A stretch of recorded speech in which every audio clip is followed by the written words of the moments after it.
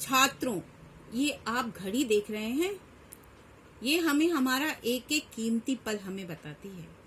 बच्चों, जिस प्रकार जीवन के लिए खाना पीना, पढ़ना लिखना, खेलना कूदना महत्वपूर्ण है, उसी प्रकार जीवन में सफलता पाने के लिए समय भी बहुत महत्वपूर्ण है।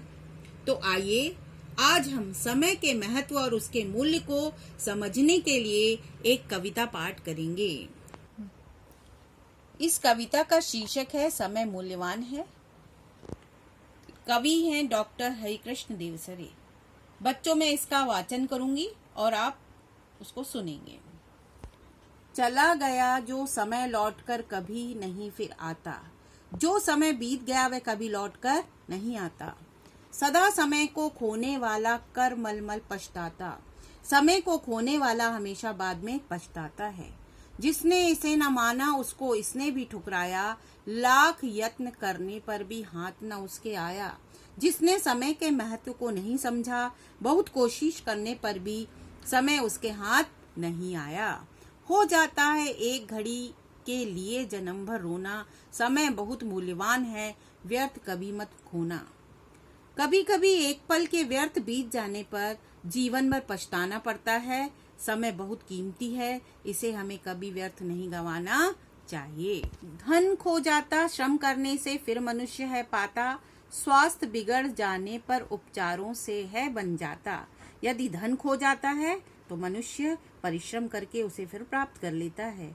बीमार होने पर व्यक्ति इलाज करके पुनः ठीक हो जाता है। विद्या खो जाती फिर भी पढ़ने से आ जाती, खोई हुई विद्या भी पढ़ने से दोबारा सीखी जा सकती है।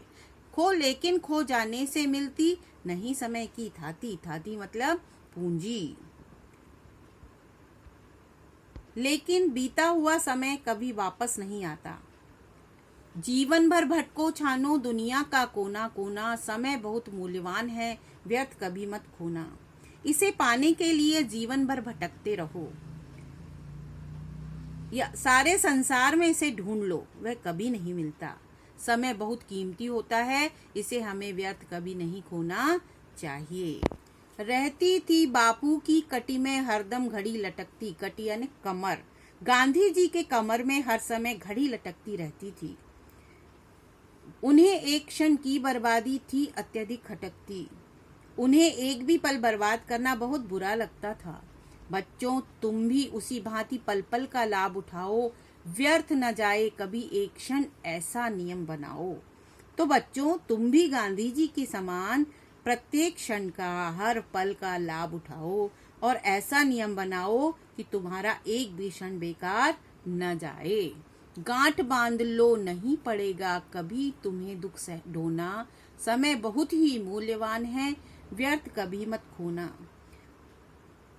तुम भी समय बर्बाद ना करने का निश्चय कर लोगे तो तुम्हें कभी भविष्य में पछताना नहीं पड़ेगा। इसीलिए समय का महत्व समझो, इसे कभी बर्बाद मत करो।